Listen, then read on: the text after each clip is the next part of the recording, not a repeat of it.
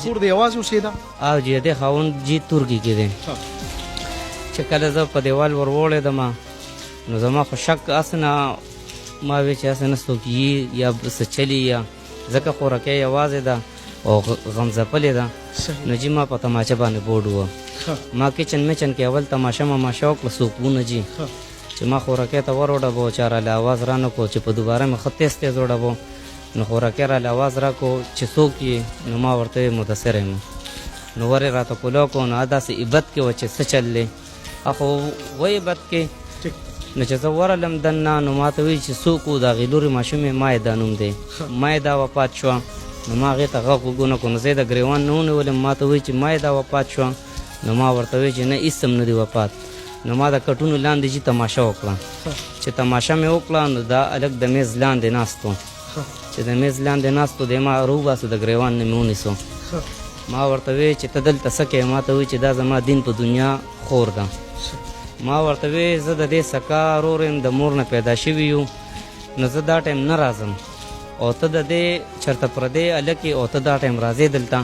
ته دلته څه کوې نو چې دی ما ته غږ ونه کړو نو ما ته خوراکۍ وویې چې ده ته څه مه وایه دې مه وله ده بچي دي ما ورته وی چې بچو ته ګورم نو بچي د ستام دي نو بیا راته خوراکۍ وویې چې ولې نو موږ به دواړه ولې نو ما ورته وی چې ما ته خو مخې ته داسې پوزیشن ولاړ دی چې مخې ته مې جي دړه غوښې دي دا بچي دي دا بچي به ما ته پاتې کېږي ځکه چې زه دې مشرې ورور یم او دې سره یې نشته ما ورته وی چې زه به ولم خو دواړه به ولم یو به هم نه پرېږدم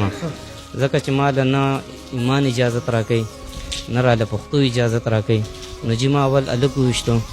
بیا مې خوراکۍ وویشته بیا په دې اودان غاړې مې ورپسې ور بند کړو او رالم شاته یو کنډر وه هلته مې تماچه وغورځوله او کور ته لاړم چې کور ته لاړم مور پلار ته مې کیسه وکړه چې کیسه مې وکړه بس پلار د لاس نه ونیولم او راته یې ویې تا زه پولیس له ورکوم دې کیسه شو صاحب انسپکټر صاحب را روان وه او بس هغه ګیر کړم بیا را سره تماچې لی بوتلم تماچه مې ورته وښوله بس جي دکه واقعه وه نو جي زه په ماشومانو ډېر زیات خفه یم حالان کې په خور هم خفه یم دړه غوښې مې دي او چې سبا الله ته پیش کېږم نو الله ته به په کومو سترګو پیش کېږم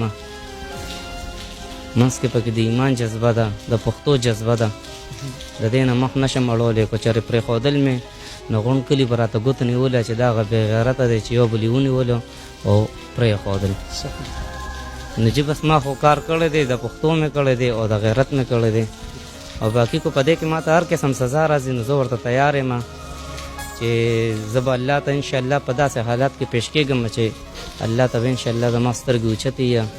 او ښکته به نه دلته کې غیرت ساتل ضروري و که نه د رشتې پالنه ضروري وه جنو دغه خبره خو مکه ځای له راله چې مثال په طور کو جرګې ته وته نو هم به کلي ما ته ګوته نیوله که په خپه مې ویشتل هم به کلي ما ته ګوته نیوله چې یاره دی د مرګ نه ویرېدو یا دی د بل څه نه ویرېدو د دشمنۍ نه ویرېدو نو بس په دغه وجه باندې پکې ډز ضروري شو چې بل کس د مړ که د هغه هم بچي دي او جي د هغه هم بچي دي او ستا د خوراکۍ هم 3 بچي دي او جي صحیح ده ښه مور دې څه وایي پلار دې څه وایي جی پلار خو را باندې راپورټ کړی وه او انشاءالله د پلار نه مې توقع ده او امید دی چې زما په عزت باندې به ننګ کوي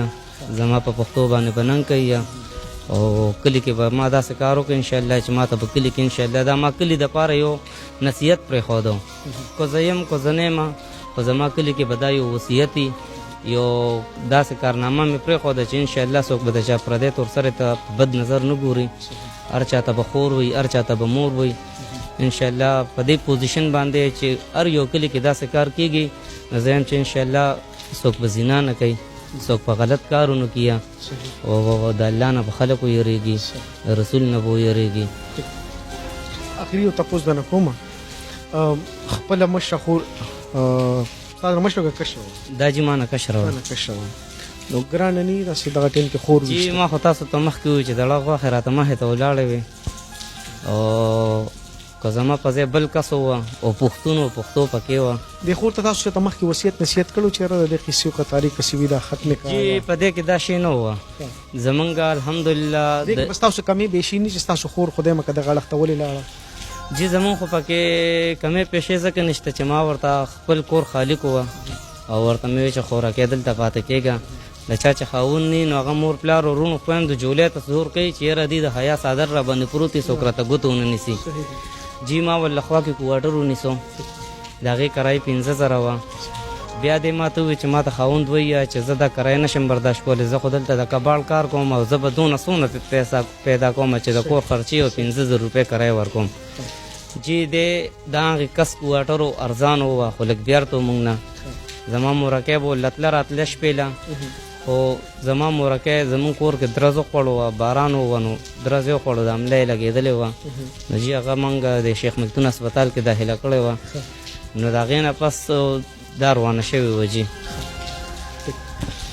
دا ته ماما یې او تا ته د خپل وروڼو دا وغیره پاتې شو چې غټ شي د کلي خلک خو به ورته وایي چې ماما دې کور وجلې وه او نو بس څه به وایي ورته جي ته به یې راغټې هم او هغه به تا ته د قاتل په نظر هم ګوري ساجیبه غوندې امتحان به ایستا جی زما خو زندګي لړه تباه شوه تباه په دې وجه شوه چې زه به هغې له هم د مور مینه ورکوم هم به د پلار مینه ورکوم هم به د ماما مینه ورکوم او دونه وس زه ځان کې نه وینم چې هغې نه زه دا خبره هېرې کړم چې زما مور وه او 22 ده دا زه نشم برداشت کولی جي چې لکه دونه مینه په ما کې پیدا نشي ځکه چې زه دلته یم نو ما کې به دا مینه څنګه پیدا شي چې زه خپلو خوریینو سره دونه مینه وکړم چې مور پلار ته یې ورکړم خو د خپلې خور ناکردې په یو داسې ځای کې ودرېدې چې تا ته به ډېره ګرانه شي چې جي ما ته خپلې خور چې دی نو زما د آرام او د سکون زندګي وه هغه خو لاړه یو طرف ته شوه ما جي ما په کرنډۍ کې په دیاړۍ کې زما مور پلار ډېر په ګران عزت ګټلی دې خوراکۍ راله بلکل د تسبو هسې تڼې وڼې کو نو دا ډېره ګرانه خبره ده جي چې په غریبۍ کې عزت وګټې او درنه لړ شي دا راټولول بیا ډېر ګران کار دی جي ډېره ډېره مننه قدرمنو ډېرو عزتمندو په پښتو او په غیرت سر ورکوونکو دا یو داسې امتحان دی چې اوس په یو قاتل ماما خپل خوریونه راغټوي چې هغه خویندې هغه میندې هغه تر سره چې دا وه زما دا پروګرام ګوري زه هغې ته نن د دې پروګرام په توسط یو نصیحت کوم جي یو گزارش ورته کوم یو درخواست ورته کوم نو په داسې امتحان کې ودرو چې د ده نه خو هر څه لاړل خو دا د څه د وجې دا د هغه یو تر سرې د بېغورۍ له وجې چې تا له خدای بچي درکړل خدای عزتمنده کړې چې تا له خدای د نکاح حیثیت درکړه ته عزتمنده کړې ته خور کړې د ورور ته عزتمنده کړې ستا په سر پلار ودرو ته عزتمنده شوې او د ټول نه غټه خبره چې ته زنانه شوې او ښکلې څادر یې در په سر کړه رب دله انعام درکړه ډېر عزت یې دله درکړه د خویندې دا گزارش کوم ستاسو په سر را پردي لوپټې زموږ دپاره اسمان دی اسمان یو پښتون رور دپاره یو پښتون پلار دپاره دا څادر نه دی دا څادر دا ډېر زیات اهمیت لري دی به په ځان خیر ته کښېنئ او ستا په څادر به څوک نقب ته پرېښودو ته څوک پرې نه دي زه تاسو ته دا گزارش کوم که موبایل د سره دی نو سوچ وکړئ چې دا درنه داسې استعمال نشي چې ورور د پانسي ګارډ په تختو درې که سبق لځې نو په داسې حیا کې لاړه راشه چې یو پلار ته چا نیوکې ونه درېږي که ته بهر کار کې جاب کې استاذ یا بلې نوکري کې نو داسې وخت تېر کې خوره کې چې ورور په عذاب کې ونه درې ډېر د افسوس خبره ده چې قانون خو یې رانه خوري خو کلتور تاج ورپسري موږ داسې ځوړند یو قانون وایي پانسي کا خو کلتور څه وایي وایي باچای کا قانون وایي په تخته دار ودرې کلتور وایي نواب کا خانې کا د خلکو د درمانې کا قانون وایي په منصور ددارې کا قانون وایي چې په منصور ددارې کا خو کلتور وایي چې ختمې کا قدرمنو